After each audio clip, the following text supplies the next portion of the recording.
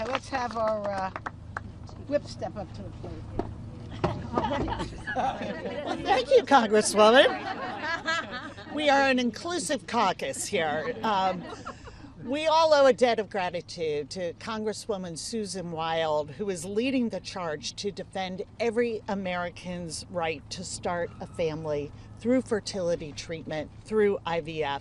And I am so grateful to Chair Frankel and the Democratic Women's Caucus for gathering us together.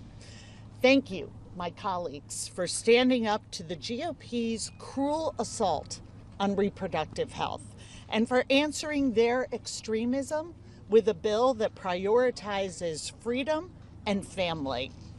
This is an issue that unites House Democrats, but more importantly, it unites Americans. From Alabama to Massachusetts, in Nevada and Florida and Pennsylvania, because the GOP's assault on reproductive freedom isn't limited to red states. This is a national threat to the health and freedom of women in every single zip code, in Boston as much as in Birmingham. This is post-Roe America. This is the Republican dream realized into a waking nightmare. And it can still get worse from here. The GOP is telling us Dobbs was just the beginning. 125 House Republicans sponsored a bill that would take the Alabama ruling nationwide. 195 House Republicans voted against legal contraception. And just yesterday, Republicans blocked the bill that Congresswoman Wild is sponsoring in the House from coming to the floor of the Senate. At every turn, they're rolling back the right to abortion and birth control for as many people as they can. Their mission is clear, but so is ours. House Democrats will fight until reproductive freedom is once again the law of the land. And it is my privilege to yield to a leader in that fight, a champion for liberty and justice, a representative and advocate for those devastated Alabama families, my colleague, Congresswoman Terry Sewell. Yeah. And with that, I'm going to bring up the great whip, Katherine Clark. Thank you, Lois. Oh my goodness, I am so honored to stand here with these champions for reproductive freedom, including the relentless leaders of the Pro-Choice Caucus and the Democratic Women's Caucus. Today, my colleagues and I are joined by Americans who know firsthand the cruelty of MAGA extremism. These women who are joining us today for the State of the Union are patriots, and they have traveled to our nation's capital to share their stories, make their voices heard, and to say loud and clear that there is something deeply wrong in a GOP that would promote two classes of citizenship and healthcare in this country. The last 20 months have brought fear and danger and indignity that American women have not known for half a century. Doctors are being threatened with prison. Patients are being forced to the brink of death before they get the care they need. Hopeful moms are now being denied the chance to start a family through IVF. This is the MAGA Republicans' vision come to life. This is a nightmare, and they still aren't finished. Republicans have been perfectly clear that their objective is a nationwide abortion ban. Every state, every zip code, every hospital, and every doctor's office. This is a campaign for control, complete control over if and when and how we have children. Let's just look at their record. 184 184 House Republicans have sponsored bills that would take the Alabama ruling on fertility treatment nationwide. 195 of House Republicans voted against legal contraception. Let that sink in. They voted unanimously against restoring Roe v. Wade. And now they're blocking our bill codifying the right to use IVF. For women like my friend, Amanda Zarowski, who I am so proud to stand with today, this isn't just a cruel political game. It's a matter of life and death for her. The ability to have a family hangs in the balance. The freedom to live with health, safety, and self-determination are at stake. Amanda has been at the forefront of this fight for over a year, refusing to let politicians hide from the consequences of their extremism. It is an honor to have her as my guest today. So please join me in welcoming this unparalleled advocate, a USA Today Woman of the Year, Amanda Zarowski. Thank you, Amanda.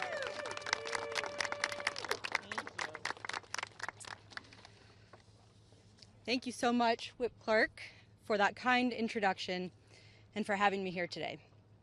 In August 2022, the near total abortion ban in Texas nearly took my life and permanently compromised my ability to have children in the future. Let there be no mistake. This is a direct result of the overturning of Roe. With states being granted the freedom to pass whatever draconian laws they want, the assault on women has amplified exponentially in recent years. And my husband and I have been impacted time and again. The law in Texas nearly cost me my life, and now the ruling in Alabama terrified my husband and I so much that we moved our frozen embryos to a state that's safer than Texas, where similar legislation is very likely to pass. We are grateful and fortunate to have the opportunity to move our embryos to protect them from a similar ruling in Texas. But if we don't stop the assault on women this November, they won't be safe in any state, and neither will we.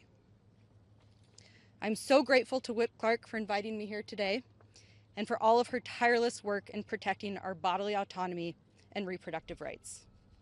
We should be able to make decisions for our own bodies and if and when and how we want to create families without politicians getting in the way and trying to control us. Today in the United States, the reproductive landscape is terrifying, but we are on a precipice. Let me be clear. It can still get worse. We must stop this assault on women before even more of our rights are stripped away from us.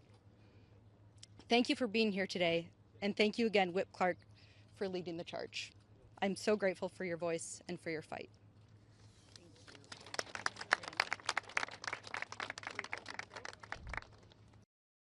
We are just learning this news of this invitation, and each member will make their own evaluation.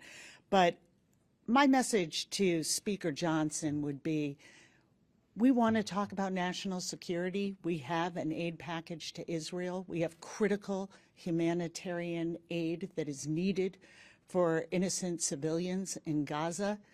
And we have a war in Ukraine that the United States has said, we will stand by and be your ally. And there is one group in Congress that is holding up that national security supplement that is needed desperately by the people of Ukraine and so many of our other allies, and that is the House GOP. That bill needs to come to the floor. So you can invite whomever you like to come and address Congress, but do the work that needs to be done. The gentlewoman is recognized. Thank you, Mr. Speaker, and I thank the gentlelady for yielding. This month marks 2 years since extreme MAGA Republicans dismantled Roe v. Wade, subjecting American women to reproductive oppression not seen for half a century. But for the other side of the aisle, it's still not enough. In Texas, they unleashed bounty hunters on pregnant women. In Ohio, they prosecuted a woman for having a miscarriage. In Alabama, they shut down fertility treatments. And today, in the United States Capitol, they've chosen their next target, our veterans. Today, they're telling 2 million women veterans that if they need an abortion to save their life, the VA should turn them away. That MAGA ideology matters more than our veterans' health, their freedom, even their survival. There was a time in this chamber when we would unite behind our country's flag and the patriots who serve under it. But in this version of the Republican Party, extremism has displaced patriotism. They are so consumed by fanaticism that they would hijack our VA budget and threaten the very women who defended their freedom to speak in this chamber. My colleagues should be ashamed to play a part in this attack on our nation's heroes. What a craven abandonment of oath and country. I yield back. I'm honored to introduce our Democratic whip, Katherine Clark. Thank you, Terry. Thank you to my friend, the suffragist from Selma, Terry Sewell, and to all my colleagues and leaders here with me today and across our Democratic caucus for taking up the banner that the great John Lewis carried for so long, the cause that so many have bled for and died for, the principle that nothing is more sacred or foundational to a democracy than equal access to the ballot box. When a 23-year-old John Lewis joined the March on Washington, he declared to the hundreds of thousands of people gathered on the National Mall, "How long can we be patient? We want our freedom and we want it now." That impatience propelled a generation of Americans to make good on long broken promises, to secure the Voting Rights Act, and to swing open the door of polling places across this country. But as Congresswoman Sewell set forth, 6 decades later, the fight to preserve, protect, and defend our democracy is still raging. The sanctity of the vote is still under siege. And as we gather to mark 11 long years since Shelby v. Holder, we still face the same enemy, extremists who think that voting should be a privilege and not a right, who believe that the polling place should be invite only. The extremism that spurred the big lie fueled an insurrection on our Capitol. It's the same ideology that motivated the Shelby decision and the flood of anti-voter bills that followed. This is a battle over the fundamental nature of our country. Will we be a nation rooted in freedom or extremism? Will we enact the John R. Lewis Voting Rights Advancement Act? Or will we keep sliding back into the government for a few? House Democrats are proud to stand on the side of democracy, on the side of the American people, and on the right side of history. We will not allow the legacy of those freedom fighters to go undefended. We will channel their impatience, and we will not rest until the John Lewis Voting Rights Act is the law of the land. Thank you, Mr. Leader. I am so proud to stand with this caucus as we mark this critical anniversary of taking away, rolling back 50 years of a constitutional right under Trump's Supreme Court. What has happened in the last 2 years? 27 million American women now live under health care bans. Doctors are being criminalized. IVF and contraception are under attack. And what does this mean? Let me share you a story from my second pregnancy, where a routine ultrasound showed that there was no longer a fetal heartbeat. And when I needed abortion care, because there wasn't a full miscarriage, to prevent infection, to preserve future fertility, I got that care without question. Fast forward to a post-Dobbs, a post-Roe v. Wade Texas. Amanda Zarowski water broke at 18 weeks pregnant. Her pregnancy could not survive. Yet her doctor, because of criminal penalties, could not give the care she recommended. She was told to go home, wait for infection to set in, and it did. She had a sepsis infection, spent days in the ICU, barely survived, and today does not know if she will ever be able to become pregnant again. What is the difference in the outcome of our two stories of miscarriage? It is Donald Trump and the GOP who has dismantled women's health care and reproductive freedom in this country.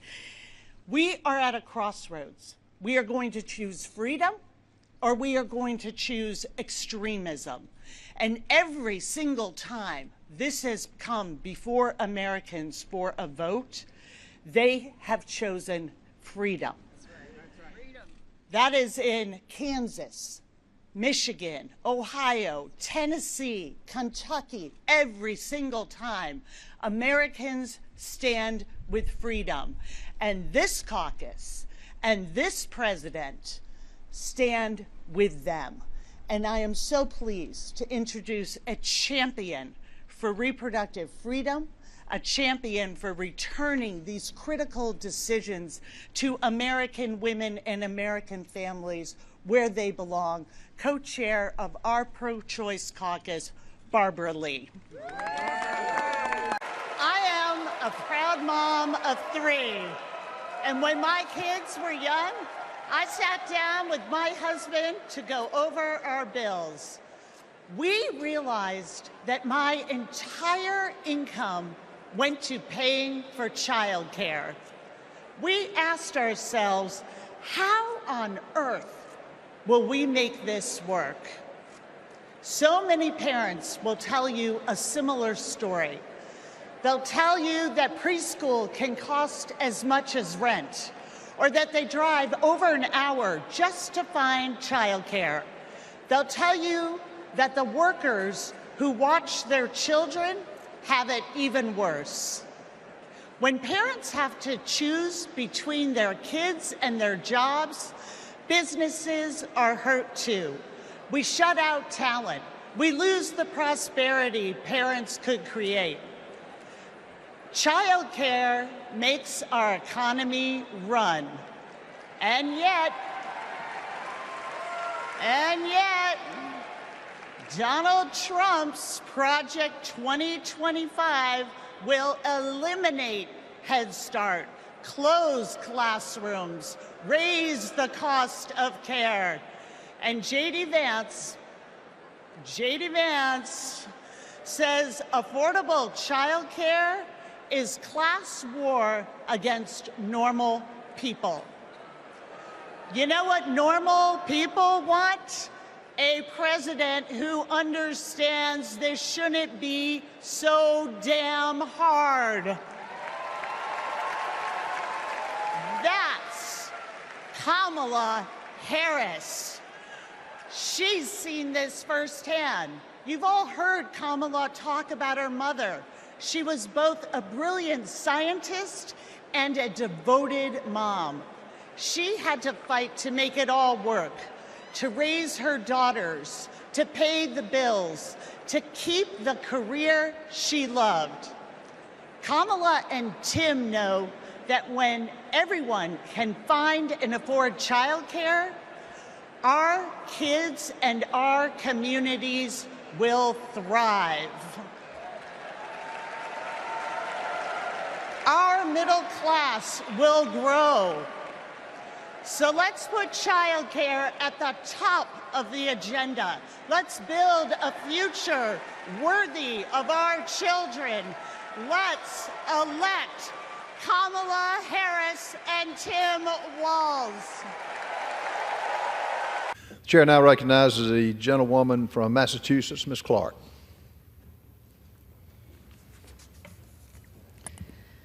Thank you, Mr. Speaker. And here we are once again. My Republican colleagues have decided to end the 118th Congress the same way they started it.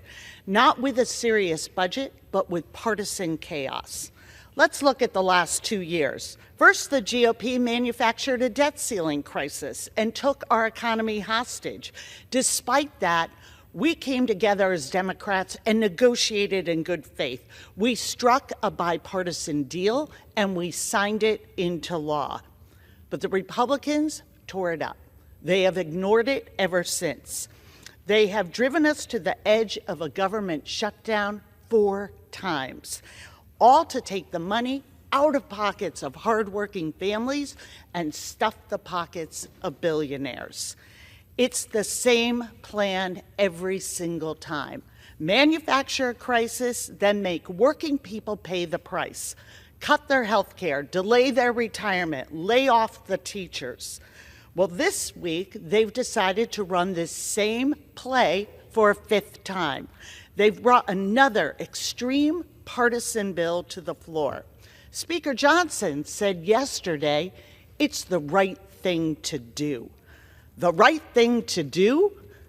Today is 9/11, the 23rd commemoration of the horrors that were befallen upon us on that day. And I, too, was at the ceremony honoring those heroes that we lost in Afghanistan. So coming up, $12 billion short for our veterans' health care, endangering their disability checks, that is the right thing to do? Compromising our national security, cutting Social Security's ability to meet the needs of our seniors, even defunding election security? That's the right thing to do? Come on. They know this is the wrong thing to do, so why are we doing it? Why this reckless 6-month CR?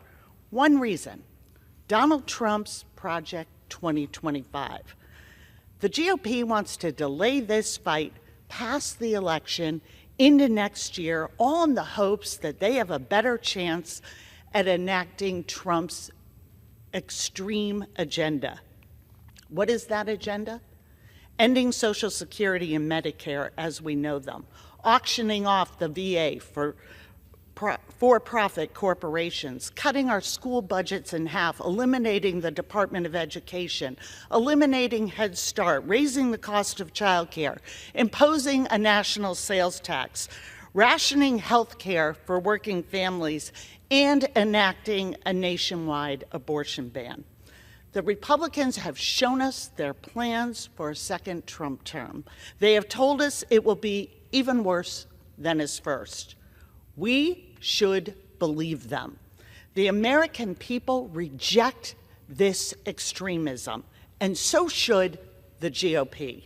Let's pass a bipartisan funding agreement that fulfills our duty to our country, to our veterans, to our seniors, and to our children. I yield back. Chair now recognizes the gentleman from Georgia. Now we'll hear from our whip, Katherine Clark.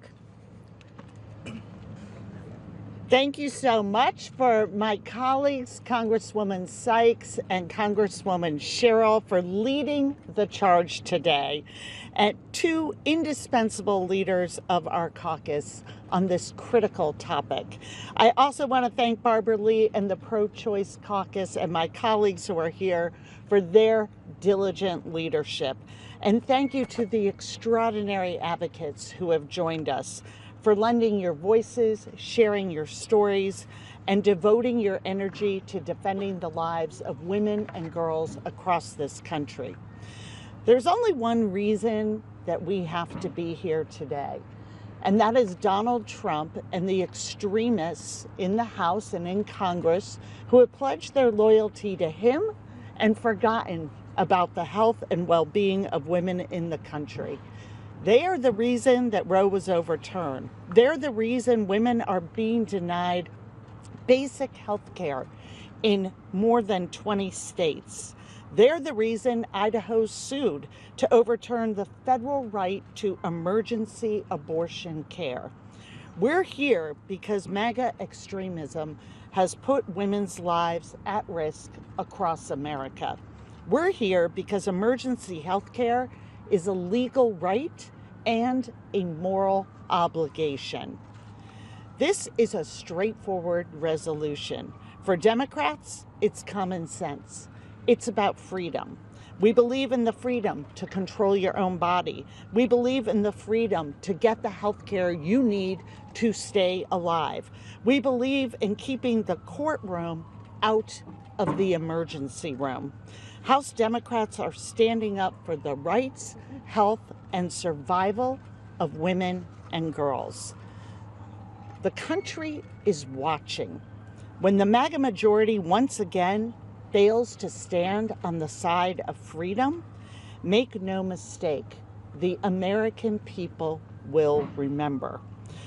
We are privileged to be joined by so many advocates today and a renowned healthcare leader to discuss just how high the stakes are for women across the country. So please welcome the President and CEO of In Our Own Voice, Dr. Regina Davis Moss.